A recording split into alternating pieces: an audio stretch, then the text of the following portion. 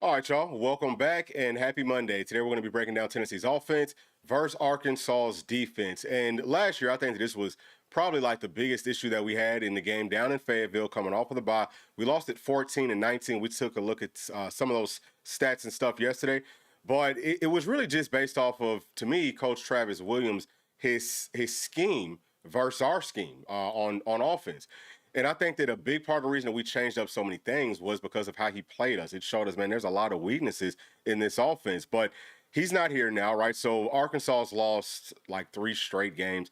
They lost one on the road to Ole Miss. That was a close game. They lost one on the road to Memphis. That was another close game. We'll take a look at some of those stats too. But then they lost this most recent one at home to Notre Dame where they got killed. I think it was like 52-13. But obviously Coach Sam Pittman, he gets fired, and then Bobby P moves up from the offensive coordinator to the head coach. One of the first things that he did was firing Coach Travis Williams.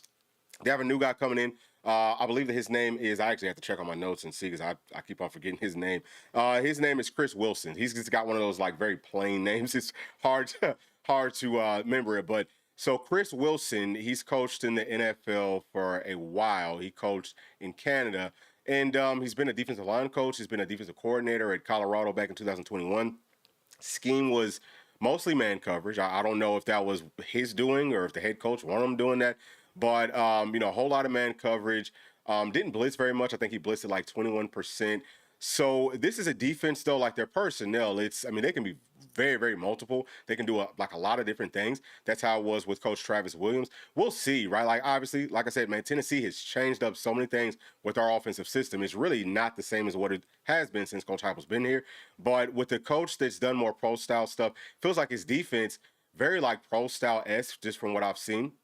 So maybe he could have the answers to what Tennessee wants to do on offense. But y'all please do make sure to like and subscribe to the channel. And we're going to get started because we have a lot of things to cover. And I wanted to do this one live just because sometimes it's like doing it, where I, go and edit everything else. It's like I had to rush through it, but I want to be able to interact with everybody, get y'all's questions and all of that good stuff. But just going to be focusing on Tennessee's offense and Arkansas's defense today. We'll be doing Tennessee's defense versus their offense tomorrow. But let me go on ahead and get into this one right here from Hub. Thank you for joining us, Hub. Saying morning, sir. Morning to you. I know we're getting started early, but y'all are more than welcome, obviously, to jump into the chat. So first and foremost, man, we always start off with this roster breakdown, showing you what's the difference in talent for our offense versus their defense, or our defense versus their offense. I pull these numbers from 24/7 Sports, and the main thing that I'm focusing on is the 5- and 4-star players. That's what we call blue chips, right? So Tennessee has 20 on offense, and Arkansas has 14. It's not a huge difference with the talent. Pay attention to where the talent's at, though. Tennessee's offensive line, very talented. That was one of the things last season going down to Fayetteville. We were, number one, our offensive line, hey, look, love the guys that anybody that ever plays at Tennessee, I love them dearly, okay? Love them very, very dearly. But they're not as good, or they weren't as good as this offensive line this season. David Sanders is going to be taking over at right tackle. Jesse Perry was playing there for the start of the season. Looked great. I think he's a future first-round draft pick. Looks very good. He's dealing with, I think, like an ankle sprain. Had the bye week. We'll see how he's feeling in this week. And then we're going to move Wendell Moy, who was playing at right guard, move him over to left guard. That's where he typically plays at. That should help out Sam Pendleton, who's also dealing with an ankle sprain. Should help him out just as far as like help, because centers need help. You know what I'm saying? Most of the time, centers need some help. And I would say that Pendleton, who's played very well this year, was relatively speaking like one of the like weaker spots for the offensive line. Him and our left guard, Sham Umrov. But now Sham Umrov can come in and spell some players, especially like Jesse Perry. So what would happen in that situation is Sham, who only plays on the left side, he comes in at left guard. Then Wendell moves back to the right side where he can play either or. I think he might be better on that left side. But saying all those things just to say that we have some more depth on the offensive line, should look even better. And then also last season, heading into that game versus Arkansas, we were really banged up. John Campbell, he was dealing with stuff for the whole year. I think that Cooper, I think we had some other players who were banged up, so don't quote me on the other guys. I know that John Campbell was definitely banged up. And then so was Lance Hurd, who's playing at left tackle for us this season, played at left tackle for us last year. And, he's just looks so much better, right? Like 5-star coming out of high school, transfers in from LSU. And, LSU's system is a lot slower than what Tennessee likes to do on offense.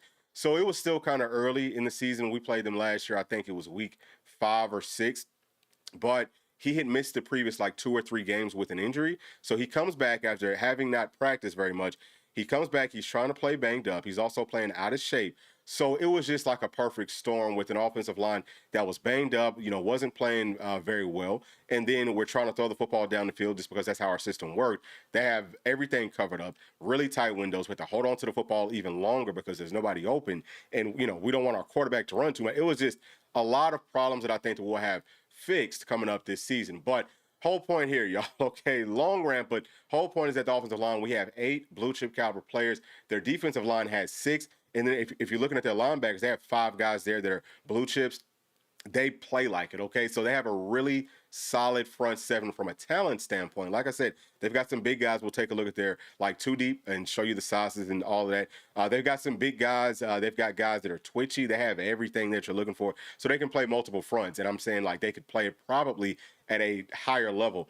The game versus Notre Dame, I don't think that they were maybe very motivated. There were some plays where I saw people were just like taking it off, weren't showing maximum effort. With the new defensive coordinator, they might be playing at their best. And then if you're looking at their secondary, they have 3 blue chip caliber players. Tennessee has 5 just as far as wide receivers, and then we have 3 more as far as tight ends, and then we got 2 more as far as the running backs go. So I think that we should match up pretty well. You know what I'm saying? That's just the whole point there, is that I think that we will match up a lot better this season than we did last year. So let's move on to the stats so far this year. You can see the strength of schedule from ESPN on top of each team.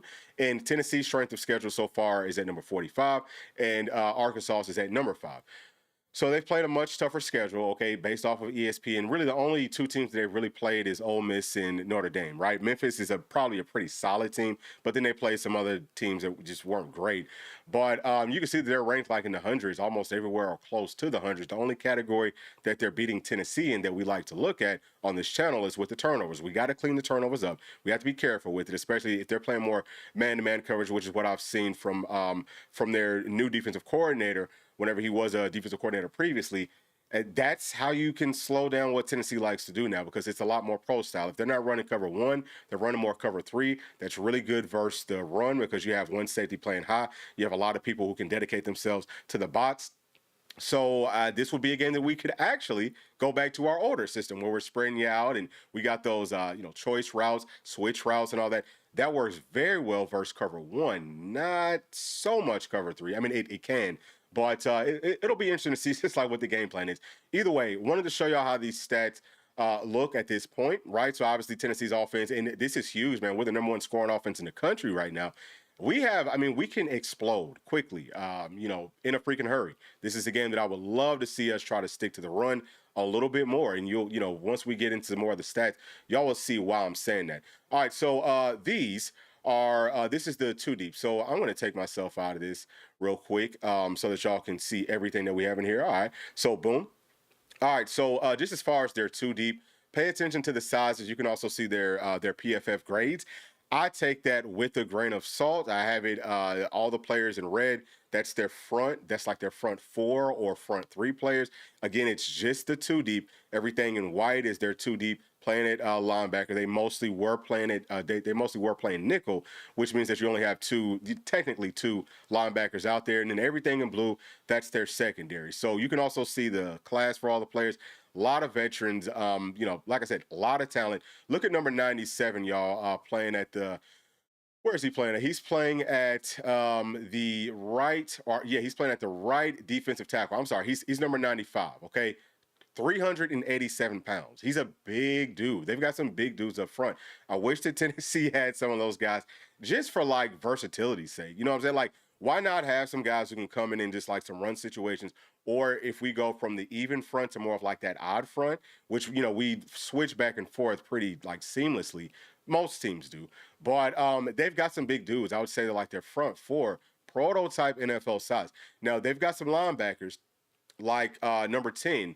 He's a smaller guy, but he's a veteran guy. I think he plays well. His PFF grade isn't great. He's missed several tackles this season, but I think that their linebackers, and I said this last year too, I just think that their linebackers are probably going to be, just as far as like a matchup, probably the toughest that Tennessee faces, because I think that, especially now, because like we want to try to target the middle. of the field. And, they have linebackers who can move, who can cover. I think that they could shut down our tight ends for the most part. We have to try to scheme our tight ends open versus those guys. If it's just like one-on-one coverage, I think that their linebackers probably win those matchups most of the time, especially if it's like Miles Kitselman, who isn't the twitchiest player. Jack can probably get off some. Brame could definitely get off some. But it's going to be tough. Their secondary, they've got a couple players that are, pretty good. You can see they have really good size. They have a lot of guys that are like 6'2", which is just crazy. But, they have good size. They have good length. Man, look, this is SEC, so that's just kind of how things go at this point. But wanted for y'all to see just like the sizes and all that.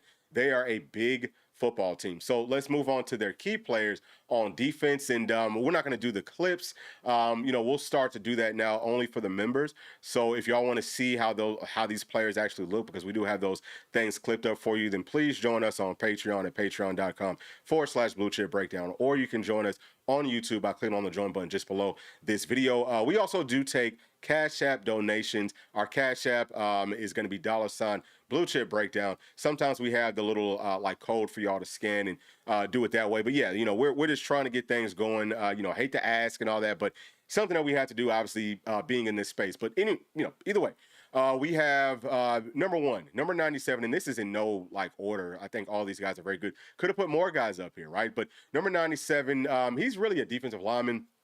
He mostly plays defensive end, but he can bump inside too. Very twitchy player. His name is Quincy Rhodes Jr., 6'6", 275 pounds, prototype NFL size for a defensive end. He is a junior. He has 19 tackles with 5 sacks, which does lead the team. And his pressure rate is 17.1% on the season. So a very, very good player. Like I said, bigger guy, twitchy guy, shows a lot of, just like, to me, promise. He's a kind of like a chess piece. You can use him in a lot of different places. So next player is going to be number 5, defensive tackle Cameron Ball, 6'5", 323 pounds, redshirt senior. And his numbers aren't going to wow you, but defensive tackles numbers typically don't wow you. But he has 10 tackles. His pressure rate is at 7.6%. He's a guy that, I would say, you pretty much have to double team him. You know what I'm saying? He's one of those guys. So, he can do a lot of good things. Obviously, very twitchy. Let me bring myself back. But yeah, obviously, just a very twitchy player. And it's going to be interesting. This will be like one of the first weeks that I feel like Tennessee really has to dedicate some double teams to some of these players. I know that some folks will point to Georgia. Georgia has a very talented front, but with the way that Arkansas plays, they have big guys that sometimes with an even front. So if you're going like 4-man front, okay, it's more about like getting penetration. They have guys who can do that. If you go to the odd front, which is what Georgia does, so that would be like a 3-man front, Arkansas can also do it. You go with the bigger players, they're more like space eaters. They're not asked to penetrate, they're asked to just take up blocks. They can do both. It's the chess match in this is going to be serious because they really have some very talented players. I don't care what the stats say. I don't care who they lost to. Trust me when I tell you, they have dudes. They have real dudes. All right, so next player is going to be number 10, linebacker Xavier Sorey Jr., 6'3", 225, redshirt senior. He actually transferred in from Georgia several years ago, but either way, he was with them last year. It feels like all their linebackers from last year's team came back. A whole lot of veterans. He's not the biggest guy. Okay, PFF says that he's playing at Mike. He could play at Mike. He could play at will. Typically, the smaller guys do play at will, but he looks really good out in space. He's leading the team in tackles with 34. Like I said, he has 6 missed tackles, so he's missed several. He has half a sack. He has 1 interception, 1 forced fumble. His pressure rate is at 20.9%. And previously they were blitzing him a ton, like a ton. And I just think that their linebackers look very, very good. Like first step, typically downhill, but they're also very patient. Like I said, out in space and coverage and all that type of stuff, they look good. I mean, they can really do it all, sideline to sideline. If you have a bigger defensive line, you can have smaller linebackers because those guys up front eat up all the blocks. Now those smaller linebackers can use their speed and go and make the plays, right? So, there's just a lot of things from that standpoint. And actually, let me take a quick break, man. I had to get to this super chat from my dog, NG Way, saying good morning. Morning to you, sir, and go Big Orange. I love the energy. Thank you so much for always joining us, man. Member of the channel, member of several things that we're doing. There's other people who are kind of like doing the same thing. So I want to shout out to everybody that's helping us grow, that's keeping us going. It means a lot to P and I, but I am going to go ahead and play this super chat for you.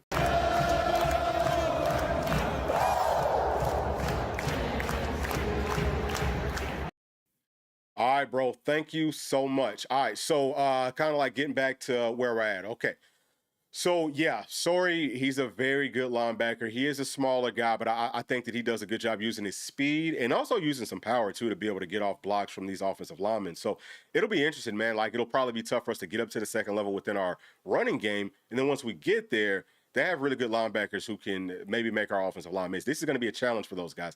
Probably their biggest challenge up to this point. Now, next we have linebacker number 14. I think his name is, I don't know if it's Stephen or if it's Steven, but Stephen or Steven Diggs Jr., 6'1", 246, great size for like a Mike. That's prototype Mike size, especially, NFL, college, whatever. But redshirt senior, that's another veteran. Second leading tackler on the team with 33. Pressure rate is at 7.7%. They weren't blitzing him too much previously. They might blitz him more. I mean, they were probably blitzing him more than like how Tennessee blitzes our linebackers, but just relative to the rest of the team, they weren't blitzing him too much. He's more of like, hey, we want you to kind of sit back and find stuff. So maybe he was playing more will, but either way, very, very good football player. Next guy is going to be number 23 at cornerback, Julian Neal, 6'2", 208, redshirt senior. Third leading tackler on the team with 30. He has 2 interceptions, which does lead the team. He has 5 forced incompletions, which also leads the team. And his coverage rate is at 60, almost 61%, which is, I would say, maybe slightly over average for SEC. But he looks good. He's a longer guy. He can cover. Like I said, I mean, I'm really not concerned with our guys down the field. I think that we could definitely find some things down the field on the outside versus their secondary, especially if they're playing man. It might not be the best idea for them to try to run man versus our, wideouts. I don't see them holding us too much. They have another guy that's playing at like the nickel or stars, what we like to call it, and dude, I've seen him get absolutely toasted out there. All right, so let me move on to the next part of this, right? Because we talked about pretty much everything, but let me move on to this next part and let's break down just like how their games have gone from a stat standpoint. And this is coming from sportsreference.com. All right, so their first 2 games versus Alabama A&M and Arkansas State, not very good teams, but of course they ended up winning those games. Y'all can take a look at the numbers. So obviously passing is going to be in these columns, rushing is going to be in these columns, and then the total offense will be in these columns. So let's come on down to the 3 games that they've lost back to back to back. The first one's going to be Ole Miss. They went on the road to Oxford, lost that game 41-35. You can see that, Ole Miss, number one, they run the same offensive scheme that Tennessee runs. I've said for like the past couple of seasons, I think that Coach Kiffin, he's running it better than what Tennessee was running it. It's pretty close now. There's still some things that they do that I might like better than what Tennessee's doing. Like they can use their quarterback's legs more, so that's always a big part of the running game. They go to the empty sets more. Tennessee needs to try to implement more of that. It's going to be critical. I mean, and we might not have to do as much as the quarterback runs, but I do think that we need to have that threat. So we have to put that threat out there just a little bit more, not just like in the red zone. We got to put it out like in the middle of the field some more just to keep defenses honest. But either way, man, 35 of 41 passing, or I'm sorry, that's totally wrong. That's the score. It was 22 of 30 passing, 73.3%, 357 yards passing, 2 touchdowns. Y'all can see some of the other stats there just as far as, like the individual stuff. And then moving on to their rushing. They ran the football 40 times for 118 yards, only 3 yards per carry. This is probably factoring in sacks and all that type of stuff, but they had 3 rushing touchdowns. So let's come on down to this next game versus Memphis. And this is one that Arkansas lost on the road 32-31. And Memphis went 15 of 31 passing, which is only 48%, which is absolutely horrible. Less than 200 yards passing, only 1 touchdown. But they did have that 1 touchdown passing. And then you can see over here with the rushing numbers, they ran it 41 times for 290 yards, 7.1 yards per carry with 3 rushing touchdowns. Now, this is a team that utilized their quarterback legs a lot. Ole Miss did too, right? So it's I think that their defense was previously struggling more versus the quarterbacks that were a little bit more mobile, and it could be within the option game or whatever. So even if it's like an option play and we hand it off to the running back, just the threat of the quarterback's legs is going to hold one half of the defense. It's going to hold 1 to 2, maybe even more players, and that makes it easier, like with the running lanes for that running back. That's why it's critical that most teams have a quarterback that can run. It's such a deadly weapon. But let's go on to this Notre Dame game. This is one that Arkansas lost at home. This was the final straw. They had to fire Coach Sam Pittman, who I think that he's a really good dude. Just like from what I've heard, from what I've seen, love him. I would love to. Hey, do you want to do like some analyst work for Tennessee? I can say the same thing about Coach T. Will. Let's just load up, man, on as many good coaches as we possibly can. But they won this game 56-13, passing wise, 24 of 32, 75%. That's outstanding numbers, 431 yards passing, 4 passing touchdowns. And then if you're looking at the rushing, they had 40 rushes for 210 yards, 5.3 yards per carry, 4 rushing touchdowns. So they pretty much was able to do whatever they wanted to do. Like I said, it felt a lot like Arkansas started to tap out. You know what I'm saying? It's like their defense just started to tap out. So that might be a big part of the reason that Notre Dame looked as good as they did. But do not get it twisted, okay? I'm telling y'all, that is a good a very, very talented defense. Maybe not a good defense, but they are very talented for sure. All right, so let's bring this back up, man, and I'm gonna switch this over to a couple different things. So we'll just put it here, like with the roster, and then I'm gonna start to get into some of these chats. All right. So this one is from Miss Terry's Bathwater. Thank you for joining us, like you always do. Saying GBO, you already know. Go Vols, and Hub is saying that he feels like our running backs are going to eat, and he's thinking 300 yards isn't out of the question. I'm telling y'all. So this is just me. I don't like get those type of expectations, especially after watching the film. If you watch the film and like we just went through the numbers, so Memphis, they got up to 290 with 40 plus, and the Ole Miss, Memphis, and Notre Dame, they all ran the football 40 plus times. I don't think Tennessee's done that so far this season. And it'll be interesting just because we can throw it on them. But I think that you want to try to run to keep their offense off the field. That's probably why those teams were running the football so much, because their offense is hard to stop. We'll talk about that coming up on Tuesday. But I think that 290, that would be great. I would love it. I don't see that happening. I would be happy. I would be through the roof if we could get the 200 yards rushing, honestly, just because they are very good. I have no idea. I'm not going to say I have no idea, but I'm not quite sure what their scheme's going to look like. Like, the scheme plays a big factor in how Tennessee's offense is going to operate. One of the things that we've talked about, our running game has looked good. A lot more outside zone this year versus last year. Still a ton of inside zone, whole lot of power elements. So like gap scheme stuff, whether it's just straight up power counter, things like that. But without the element of the quarterback's legs, I think it'll be pretty tough to just like run straight at this defense. I really, really do. I would love to see us implement more stretch plays. Hopefully we've been working on that, over this bye, because I think that we could run stretch very well versus this defense, however they want to play us. All right, so this next one is from I Bleed Orange, just asking, do I think Tennessee's roster is significantly more talented overall? Yes. So once we get to Tennessee's defense versus their offense, it's a much bigger gap there, right? I wouldn't. I would say, to me, yeah, like we are the more talented team. I would most definitely say that. And to my dog right here, thank you for joining us. As always, saying that GBO, you already know, go Vols. And CTB Spiffy is saying that they're good, but we're just not losing at home. That's another big factor that we haven't talked about. I think that that's a good point. Everyone's bringing up great points, but I think that last season on the road with this R-Brow system, it doesn't. With the R-Brow system, the way that we were running it last year, and since Coach Heupel's been here, like outside of this year, it doesn't operate very well on the road. Like the noise messes with it. Whenever the teams can jump the snap count, that can mess with it. I think that we talked about that some yesterday. But yeah, I mean, playing at home, the offense should really be able to, I think, flourish. But don't get it twisted. This is a very, look at the size. This is a very talented team. You know what I'm saying? And like y'all just look, they have like 14 of those guys. I don't know. Some of the guys might not be up there, but they have 14 guys on defense that are blue chip caliber. All right. They have guys that transferred in, that were very highly rated. They transferred in from some big programs. They got the talent. If they get bought in, if they find a scheme that fits their personnel well, it's not going to be like, don't look at what they did in previous games and think that that's exactly what Tennessee's going to see. Like, we typically see the best of any team that we play. All right, I'm going to come back to this, but let me get to this one first because this one was first. This is from CTB Spiffy saying 42-17 Vols. All right, hey, that would be great if that happens. And this one is saying that I think that we'll double team, or I think that they will double team Brazel. Matthews will have to have a big game. Well, look, man, we also got Braylon Staley. We also have our tight ends. But yeah, they might try to double Brazel. I think the teams have started doing that. He's a guy that you need to double. But yeah, it should just open up things everywhere else for us, And then if they're doubling him, that also opens up a lot of running lanes, especially if we can use our quarterback's legs some more. That really opens things up. And then our offense turns into like a real true nightmare.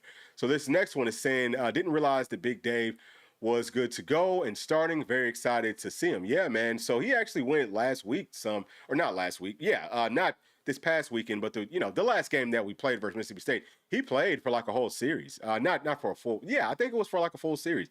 So yeah, he is back. He is good to go. He's going to be starting.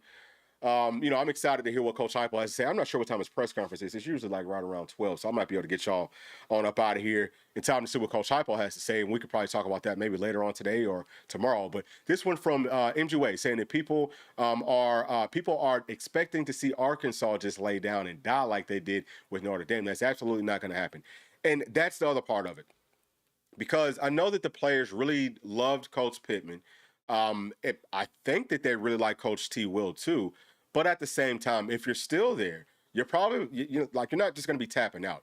I think that sometimes having a coaching change can be a positive thing, especially coming off of a bye. Like you're giving the coaching staff time to get some things figured out. And it might even be like we're showing you what their two deep was. It might be totally different now. It might be some guys that are younger or whatever that were actually graded higher, of course, with less snaps than some of these players. They might get the nod. They might be more talented. So there's a lot of things. It's not going to be like you have to take it out of your mind.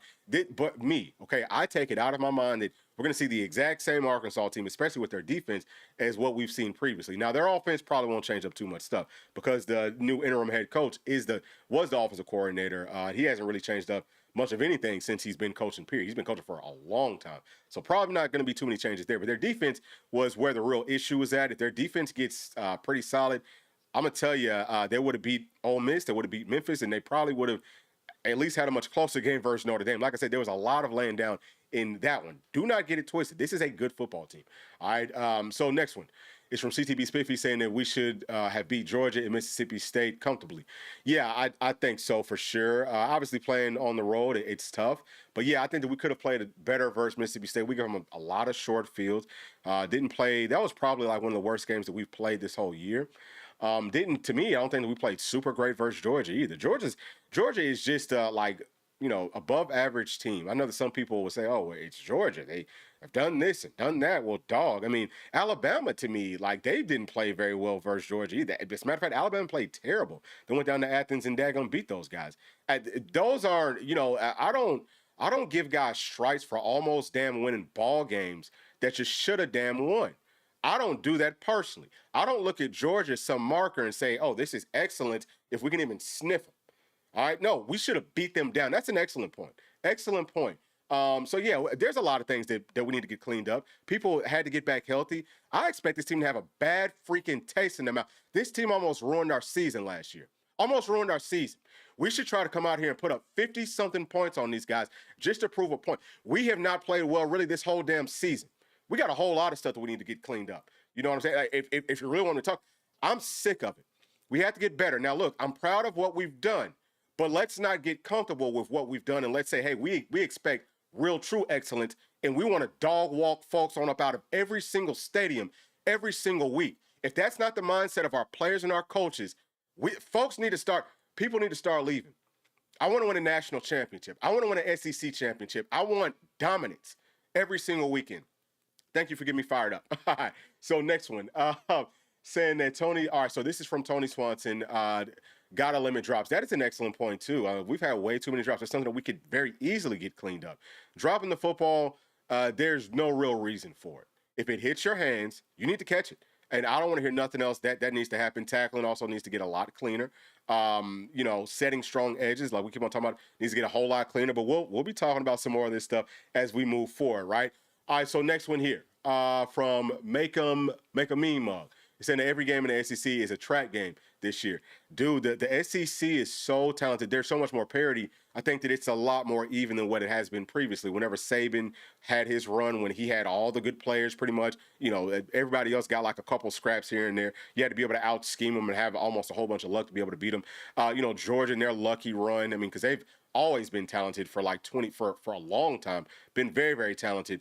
Kirby Smart has to backdoor his way into stuff by, cheap shotting folks, taking people out, injuring people in big time critical situations and moments, and having one of the best defenses, in that back-to-back run that college football has ever seen. He had to have outstanding defenses, like all-time greats to be able to win a national championship. I don't think he's that good of a coach. Almost anybody can go out there with that level of talent. If you're just, relatively competent, you should be able to get very close to a national championship, right? So here, all right, so drops, catching, and injuries. Yeah, I think that we're going to be working on all those things. Obviously, players are going to be coming back for us. So this one, It's from John Scott.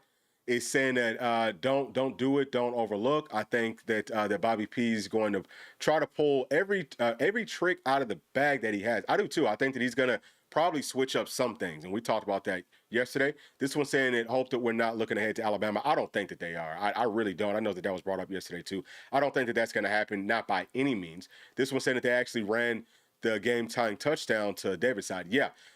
Yeah, so that was on that on the quarterback like zone there. Joey, yeah, he ran into that side. And actually, David, he got up to the second level and kind of like sealed things off. It was excellent blocking from everybody. But yeah, that is a good point. And this one saying that I did see him play versus State. He looked amped up. Yeah, he was excited to get on out there. So hopefully he's got the confidence that he's going to need moving forward. This one saying that penalties on defense killed us against Georgia. There was a lot of things that killed us versus Georgia. I mean, I hate to put it on one person, but man, we had the game won. Can we make a freaking field goal? Can we make a field goal when it counts? Can we not just like crap the bed when it counts? Cannot leave the game in the field goal kicker's foot ever again. Okay, that shouldn't even be that should not be a realistic option. I'm almost at the point that I'm scared for him if the game's on the line and he has to make a game-tying extra point. Dude, maybe we should be going for freaking two. I don't have a whole lot of trust in him. Now, there's a lot of other things we could have done better in that game to win it. But yeah, to me, that's just inexcusable. If you have one job, you need to do that one job. That's just how I look at it. All right, so this one's saying that Georgia might lose a couple more. I think that they will lose a couple more. They might lose this weekend versus Auburn. Auburn has a really good running offense with the quarterback's legs that always gives Georgia. Always gives Georgia trouble. I think that they might have something for him down in Auburn. So this one's saying that he's with me, that we shouldn't be holding our head high at all. Yeah, I mean, listen, I'm not necessarily saying that. Like, I'm not saying it like that. I think that we should be proud of what we've done, but we should also say, man, there's a lot more that we need to do. That's just how I would look at it. I think that we are looking at it as far as like the team, the players, and the coaches. I know that they want more. I know that they have big time goals. I'm looking forward to seeing what Lance Hurd's going to do in this game. This was the game when a lot of people were started to badmouth him, said, Tennessee's got a left tackle problem and all that. Didn't realize that he was banged up and out of shape. He's an excellent, excellent player. He's played very well, but we should have a lot of folks that should be playing with a chip on their shoulder in this game. You know what I mean? I think that we should have a whole lot of people just like that. All right, so this next one. Now, I'm going to try to get to all of these. So this next one is saying that rather not peak early, something like the Buckeyes last year. Yeah, you never want to peak too early. Never want to do that. You want to be able to get better every single week. That is so true. So this one is asking, do I think that we will ever be on the level where we can just sleepwalk through things without giving 100%? I don't think that anybody should ever feel like they're on that level. No, that's just not. Football is not a game that you could ever play at less than 100%. Because that's when, this is what we were always taught growing up, and this is what we teach the kids growing up. That's when you get hurt, is when you're not giving that 100% effort. You got to try to, because it's such a physical game, something that you have to do, man. Like, you've got to freaking play at 100%. So I don't ever want us to get to that point, and that would be a bad look on our coaching staff to let our players get to that point. So I pulled the stats back up because y'all have seen that roster more than enough. So MG Way is saying that they will still remember the feeling that they left Ohio State with. That gives me confidence for the rest of the season. I think so too. Like, you got to keep that in the back of your mind, or really maybe even like in the front of your mind. Like, keep that feeling with you always. You never want to get embarrassed, and that was an embarrassing loss. All right, so this one right here from Unga. Thank you so much for this super chat, saying that Jesse Perry is a damn Viking, best offensive lineman in the SEC. I love that. I think he's a very, very good player.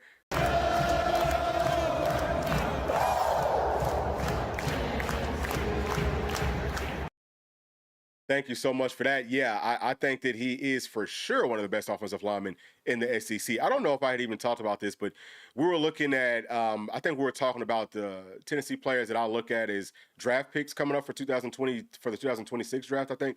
I was talking about Lance Hurd. I said that Lance Hurd, from a pressure rate for offensive tackles in the country, I think he was at number 6 or number 8, something like that. Well, Jesse Perry was actually over him, you know what I'm saying? Which is wild, because Jesse Perry, he still has one more year until he can be eligible for the NFL draft.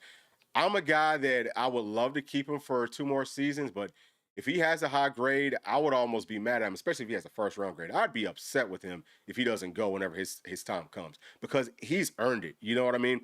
And maybe he can give back in some sort of a way, come back and help us coach up. He has to focus on playing football because that's what he's going to be doing, I think, for a long, long time. But excellent point. I do think that J.C. Perry is for sure one of the best offensive linemen in the entire country. All right, so this one, do I think that Tennessee loses? No, I don't know where you got. Hopefully, I'm not. That's not the vibe I'm putting off. I don't think that Tennessee's going to lose. All that I'm saying, and I don't know if you was even talking to me. You might have been talking to somebody else. All that I'm saying, y'all, is that this is a very talented defense, and it's not something for us to just overlook and think, well, if Tennessee's offense doesn't look great, if we don't put up 50 points like Notre Dame did versus this team and we're playing at home, that our offense isn't that good. That's just not how it works. That's kind of why I'm saying it the way that I'm saying it. Just understand that they're very, very talented and they could get up for this game. They could have some good answers in this game. It will be a challenge for our offense, but I think that at the end of the day, we're just too much for them. I think that Joey Aguilar, he's been playing well. I love the new wrinkles to our system with the different splits. We can either go back to more like the Art Browse system like we did last season, or we could do more of the pro style stuff that we've been doing this year, where we've got a full route tree. Doesn't really matter. We can get our playmakers out in space. I think that the misdirection stuff, which we haven't done too much of that. I've seen a lot more like pre-snap movement, but misdirection is something I would love for us to maybe add to our offensive system too. I think that would work well versus this style versus defense period, because we don't really know what the style is going to be necessarily. But I think that there's a lot of places, like I said, with our wide receivers versus our secondary, we should be able to eat down the field. They've got some good guys up front, but I think that our offensive line is going to be even better than it's been so far this year. I think that we should hold up very well there. Joey Aguilar's pocket presence has been great. Biggest thing for me is we need to find a way to be able to run the football and keep on running the football and maybe not get as pass happy in this game and try to keep their offense off the field. That's going to be one of the keys to this game for me for sure. Let's get to this one right here from Make a Meme Mug, saying that been saying that about Kirby and how I think he's not that good of a coach, just a lot of talent. That's 100% a fact. He's not, like, from X's and O's standpoint. I mean, look, it's fundamentally sound, but it's also pretty basic. It's not like mind-blowing. It's like, oh, well, you've got a bunch of guys that are 5 stars playing on your front 7. Well, they don't have to do, you don't have to do very much, right? Like, you don't have to get crazy with the coverages. They play a lot of quarters coverages. So if you can hold up versus their front, you can not only run it on them, but you can also definitely throw it on them. Teams are starting to figure that out now. One of the best ways to beat Kirby Smart's defense is to throw it on him. He's a guy who played safety in college. He got ran over, a whole bunch trying to stick his neck out there. Shouldn't have been doing that. Couldn't really cover very well either. So now he gives his cornerbacks a whole lot of help. Right, he makes the safeties just like a big emphasis in his defense. He tries to make them the stars of his defense. But yeah, I mean, there's nothing that he's doing that you say I have no idea how to figure this out. Pretty basic stuff. Now there are some different defensive coordinators that's like, man, they're really putting a whole lot of stress on us with some different looks. That it's going to make us have to do one set thing. They're taking stuff from us, so we have to find a counter to it. With Kirby Smart in Georgia, it's just about can you match up with their talent? That's all that it is. All right, so next one is saying I think that George McIntyre would look better than Joey in this system. Hard to say because we haven't seen GMAC operating it, not in real games. But yeah, in the offseason, he was operating the offense better than Joey, and it was kind of a problem. Just as far as, man, hey, Joey's got to step up. But Joey did show up more towards the end. I think that Joey's doing some good things. But if you're just looking at it from like a ceiling standpoint, yeah, I would say that GMAC, he has more talent than Joey Aguilar does, which is why I'm not super scared of Joey leaving us after this year. I think that we'll end up being fine. The main problems that we've had previously was really just because our system sucked. People had figured out our system. So to me, it doesn't matter if it's maybe somewhat if it's a freshman, because freshmen typically don't play the absolute. I mean, playing a quarterback, it's tough. But George would have had more time. But he's going to have a system that's going to be friendly to him. So, yeah, I'm not too – listen, I love Joey. I'm, excited for the rest of this year, definitely. But I'm not scared of him leaving. That's my whole point. All right, so this next one from Tony Swanson asking, do I think that Mod is going to be on a snap count if he's back in this game? 100%. I mean, he's going to have to be on a snap count. Coming off of a knee injury, yeah, there's no question. He's not going to play for the whole game. He's only going to get out there some. But he's not going to play for the whole game. That's something else. I'm waiting to see what Coach Heupel has to say about Mod, has he done some physical stuff, or did he do some physical stuff today? All right, so we're just gonna get to a few more. So MG Way is saying that Kirby was undersized, even at safety. Yep, he's lucky that he saw the field, and that only happened because Georgia was garbage in the '90s. Yeah, Georgia was a very average team. I think they're going back to that. Tennessee had, I mean, that was a dude, like, we're gonna win this game. That was like, we would look past Georgia. Like, that was a game. Hey, I don't care if it's in Athens. We don't care if it's in Knoxville. We don't care where it's at. We can overlook these guys because we're just way, way, way better. Kind of, like we had way more talent than them. Like, they would have some good players here and there, but as a team from top to bottom, they knew that they were going to lose. That they were going to lose versus Tennessee, which is why Kirby. I hate to even talk about it because it pisses me. We should have won that game. We let them tie our freaking record, and I mean everyone should be pissed off that we lost. Can we make a field goal? With everything on the line, can we hit a dadgum field goal? That one's going to haunt me for a long time, y'all. And we're not going to see Georgia. I don't think that they're going to make the playoffs this season. It's unfortunate because I want them to make it just so we can see them and beat the brakes off of them. That's what I want. I want to see them and I want to beat them down. I don't think we're going to have that freaking chance. I don't think we see him for like the next 2 years. Hurts real bad.